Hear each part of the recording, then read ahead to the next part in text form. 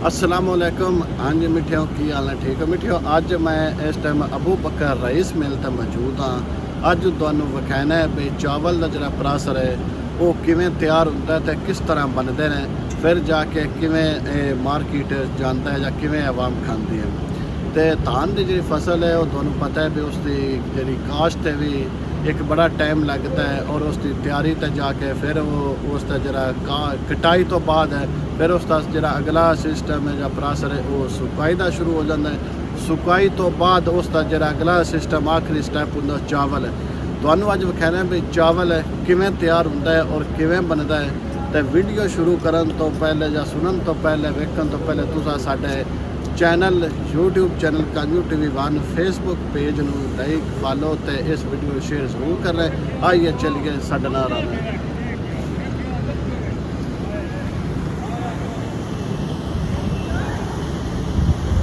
इस चौलों के मिल नू चलाने वास्ते आ बिजली के ढेर सारे ब्रेकर लगे ने ਜਿਹੜੇ ਇਹਨਾਂ ਵਿੱਚ ਇੱਥੇ ਮੋਟਰਾਂ ਇਸਤੇਮਾਲ ਹੁੰਦੀਆਂ ਨੇ ਜਾਂ ਮੋਟਰਾਂ ਇਹ ਚਲਾਉਂਦੀਆਂ ਨੇ, ਇਹਨਾਂ ਬ੍ਰੇਕਰਾਂ ਦੇ ਸਿਰ 'ਤੇ ਚੱਲਦੀਆਂ ਨੇ ਅਤੇ ਇਹ ਮਿਸਤਰੀ ਸਫਤਰ ਵਾਲੇ ਨੇ ਜਿਹੜੇ ਇਸ ਮਿਲ ਨੂੰ ਚਲਾਉਂਦੇ ਨੇ। ਧਾਨ ਦੀ ਫਸਲ ਨੂੰ ਕੱਟਣ ਤੋਂ ਬਾਅਦ ਉਸ ਨੂੰ ਖੁੱਲ੍ਹੇ ਮੈਦਾਨ ਦੇ ਵਿੱਚ ਸੁਕਾਇਆ ਜਾਂਦਾ ਹੈ ਔਰ ਸੁੱਕਣ ਤੋਂ ਬਾਅਦ ਫਿਰ ਉਸ ਨੂੰ ਰੇੜਿਆਂ ਦੇ ਉੱਤੇ ਲੱਦ ਕੇ ਮਿੱਲ ਦੇ ਵਿੱਚ ਲਿਆਵੀਦਾ ਹੈ। ਮਿੱਲ ਦੇ ਅੰਦਰ ਬੋਰੀਆਂ ਦੇ ਵਿੱਚ ਪਾ ਕੇ ਉਸ ਨੂੰ ਇੱਕ ਢੇਰ ਦੀ ਸ਼ਕਲ ਦੇ ਕੇ ਫਿਰ ਰੱਖਿਆ ਜਾਂਦਾ ਹੈ। ਜਦੋਂ ਚੌਲ ਦੀ ਛੜਾਈ ਦਾ ਕੰਮ ਸ਼ੁਰੂ ਹੁੰਦਾ ਹੈ ਫਿਰ ਉਸ ਨੂੰ ਉੱਥੋਂ ਲਿਆ ਕੇ ਇਸ ਜਗ੍ਹਾ 'ਤੇ ਇਕੱਠਿਆਂ ਕਰਕੇ ਵਿੱਚ ਹੁੱਜੀ ਦੇ ਸੱਟਿਆ ਜਾਂਦਾ ਹੈ। ਇਸ ਟਾਈਮ ਹੁੱਜੀ ਦੇ ਵਿੱਚ ਸੱਟ ਕੇ ਉੱਥੋਂ ਅੱਗੇ ਲੈਫਟਾਂ ਲੱਗੀਆਂ ਨੇ। ਇਸ ਧਾਨ ਨੂੰ ਅਗਾਂਹ ਇੱਕ ਸਾਫ ਸੁਥਰਾ ਕਰਨ ਵਾਲਾ ਛਾਨਣੇ ਦੇ ਵਿੱਚੋਂ ਗੁਜ਼ਾਰਿਆ ਜਾਂਦਾ ਜਿੰਦੇ ਵਿੱਚ ਧਾਨ ਦੀ ਜਿਹੜੀ ਫਸਲ ਹੈ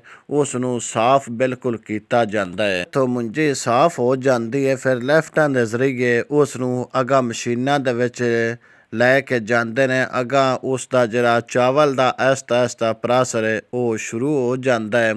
ਇੱਥੋਂ ਜਾ ਕੇ ਅਗਾਂਹ ਫਿਰ ਚੌਲਾਂ ਦੀ ਜਿਹੜੀ ਮਸ਼ੀਨ ਹੈ ਉਸ ਦੇ ਵਿੱਚ ਲਿਆਂਦਾ ਜਾਂਦਾ ਹੈ, ਸਾਫ਼ ਕੀਤਾ ਜਾਂਦਾ ਹੈ, ਛੰਡਿਆ ਫੂਕਿਆ ਜਾਂਦਾ ਹੈ, ਫਿਰ ਅਗਾਂਹ ਜਾ ਕੇ ਚਾਵਲ ਬਣਦੇ ਨੇ। 3 ਵੱਡੇ ਲੱਗੇ ਨੇ, ਇਹਨਾਂ ਦੇ ਵਿੱਚ ਸਾਰੇ ਚੌਲ ਇਕੱਠੇ ਹੁੰਦੇ ਨੇ। ਇਸ ਤੋਂ ਅੱਗੇ ਇਸ ਨੂੰ ਪਾਲਿਸ਼ ਦਾ ਰੰਗ ਦਿੱਤਾ ਜਾਂਦਾ ਹੈ, ਚੌਲ ਨੂੰ ਸਾਫ਼ ਕਰਕੇ ਸੋਹਣਾ ਸੁਥਰਾ ਬਣਾਇਆ ਜਾਂਦਾ ਹੈ। ਇੱਥੋਂ ਅਗਾਂਹ ਗੁਜ਼ਾਰਨ ਤੋਂ ਬਾਅਦ ਇਸ ਤੋਂ ਅੱਗੇ ਫਿਰ ਟੋਟਾ ਅਤੇ ਨੱਕੂ ਦਾ ਪ੍ਰਾਸਰ ਸ਼ੁਰੂ ਹੋ ਜਾਂਦਾ ਹੈ।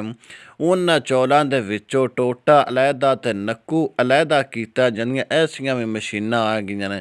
ਉਸ ਤੋਂ ਬਾਅਦ ਫਿਰ ਚੌਲ ਨੂੰ ਇੱਕ ਪਾਲਿਸ਼ ਦੇ ਕੇ ਚੌਲ ਅਲੱਗਾ ਕੀਤਾ ਜਾਂਦਾ ਹੈ ਅਤੇ ਟੋਟਾ ਨੱਕੂ ਫਿਰ ਜਾ ਕੇ ਅਲੱਗਾ ਕੀਤਾ ਜਾਂਦਾ ਹੈ। ਮਿਸਤਰੀ ਸਫਤਰ ਅਲੀ ਨੇ ਜਿਹੜੇ ਇਸ ਮਿਲ ਨੂੰ ਚਲਾਉਂਦੇ ਨੇ ਯਾਨੀ ਇਸ ਦੇ ਮਿਸਤਰੀ ਨੇ, ਇਹ ਨਾਲ ਇਹਨਾਂ ਚੌਲਾਂ ਦੀਆਂ ਕੁਆਲਿਟੀਆਂ ਵੀ ਚੈੱਕ ਕਰਦੇ ਨੇ ਅਤੇ ਨਾਲ ਮੈਨੂੰ ਖੁਦ ਵਿਖਾਉਂਦੇ ਵੀ ਪਏ ਨੇ ਔਰ ਦੱਸਦੇ ਵੀ ਪਏ ਨੇ ਬਈ ਇਹ ਜਿਹੜਾ ਚੌਲ ਹੈ ਕਿਵੇਂ ਬਣਦਾ ਹੈ, ਕਿਵੇਂ ਤਿਆਰ ਹੁੰਦਾ ਹੈ, ਕਿਸ ਤਰ੍ਹਾਂ ਇਸ ਦੀ ਕੁਆਲਿਟੀ ਬਣਦੀ ਹੈ, ਕਿਵੇਂ ਇਸ ਨੂੰ ਪਾਲਿਸ਼ ਕੀਤਾ ਜਾਂਦਾ ਹੈ, ਫਿਰ ਇਸ ਦਾ ਜਾ ਕੇ ਟੋਟਾ ਨੱਕੂ ਪਾਊਡਰ ਜਾਂ ਫੱਕ ਜਾਂ ਚਾਵਲ ਇਸ ਦਾ ਕਿਵੇਂ ਅਲੱਗਾ ਹੁੰਦਾ ਹੈ, ਉਹ ਸਾਰਾ ਇਹਨਾਂ ਸਾਨੂੰ ਆਪਣੀ ਜ਼ੁਬਾਨ ਦੇ ਵਿੱਚ ਦੱਸਿਆ ਵੀ ਇਹ ਕਿਵੇਂ ਜਾ ਕੇ ਤਿਆਰ ਹੁੰਦਾ ਹੈ।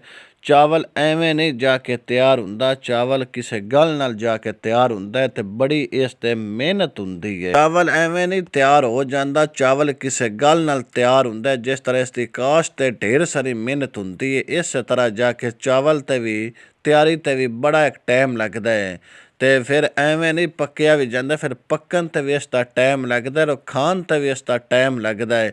ਇਹ ਫਸਲ ਜਿਹੜੀ ਹੈ ਚਾਵਲ ਹੈ ਇਹ ਪਾਣੀ ਦਾ ਇੱਕ ਜਾਨਵਰ ਹੈ, ਇਹ ਪਾਣੀ ਵਿੱਚ ਹੀ ਇਸ ਪੱਕਣਾ ਅਤੇ ਪਾਣੀ ਵਿੱਚ ਹੀ ਇਸ ਤਿਆਰ ਹੋਣਾ ਅਤੇ ਪਾਣੀ ਵਿੱਚ ਹੀ ਇਸ ਪੱਕਣਾ ਰਿੱਝਣਾ ਅਤੇ ਫਿਰ ਖਾਧਿਆ ਵੀ ਜਾਣਾ ਹੈ ਅਤੇ ਖਾਣ ਤੋਂ ਬਾਅਦ ਵੀ ਫਿਰ ਅਸੀਂ ਪਾਣੀ ਮੰਗਣਾ ਕਿ ਹਾਏ ਪਾਣੀ ਹਾਏ ਪਾਣੀ। ਸਫਤਰ ਅਲੀ ਫਿਰ ਜਾ ਕੇ ਅਲੱਗਾ ਪਿੱਛੇ ਲੈ ਗਏ ਨੇ ਜਿੱਥੇ ਇਸ ਦਾ ਟੋਟਾ ਅਲੱਗਾ ਨਿਕਲਦਾ ਹੈ, ਨੱਕੂ ਅਲੱਗਾ ਨਿਕਲਦਾ ਅਤੇ ਚਾਵਲ ਫਿਰ ਜਾ ਕੇ ਅਲੱਗਾ ਨਿਕਲਦੇ ਨੇ। ਇਹਨਾਂ ਸਾਨੂੰ ਫਿਰ ਆਪਣੀਆਂ ਸਾਰੀਆਂ ਕੁਆਲਿਟੀਆਂ ਦੱਸੀਆਂ ਨੇ ਵੀ ਟੋਟਾ ਕਿਵੇਂ ਤਿਆਰ ਹੋ ਕੇ ਨਿਕਲਦਾ ਉਸ ਨੂੰ ਅਲੱਗਾ ਰੱਖਿਆ ਜਾਂਦਾ ਹੈ, ਫਿਰ ਨੱਕੂ ਕਿਵੇਂ ਤਿਆਰ ਹੁੰਦਾ ਹੈ ਉਸ ਨੂੰ ਅਲੱਗਾ ਰੱਖਿਆ ਜਾਂਦਾ ਹੈ, ਨੱਕੂ ਨੂੰ ਫਿਰ ਛਾਣ ਕੇ ਉਸ ਦੇ ਵਿੱਚੋਂ ਫਿਰ ਟੋਟਾ ਅਲੱਗਾ ਕੀਤਾ ਜਾਂਦਾ ਹੈ ਅਤੇ ਉਸ ਤੋਂ ਬਾਅਦ ਚਾਵਲ ਜਿਹੜਾ ਹੈ ਉਹ ਅਲੱਗਾ ਰੱਖਿਆ ਜਾਂਦਾ ਹੈ। ਚਾਵਲ ਕਿਵੇਂ ਆਉਂਦਾ ਕਿਵੇਂ ਰੱਖਦੇ ਨੇ ਉਸ ਤੋਂ ਬਾਅਦ ਜਿਨ੍ਹਾਂ ਦੇ ਚਾਵਲ ਹੁੰਦੇ ਨੇ ਉਸ ਨੂੰ ਪੱਲੇਦਾਰ ਲਾ ਕੇ ਆਪਣੇ ਸੇਫਟੀ ਦੇ ਅੰਦਰ ਗੋਦਾਮਾਂ ਦੇ ਅੰਦਰ ਸੇਵ ਕੀਤਾ ਜਾਂਦਾ ਹੈ।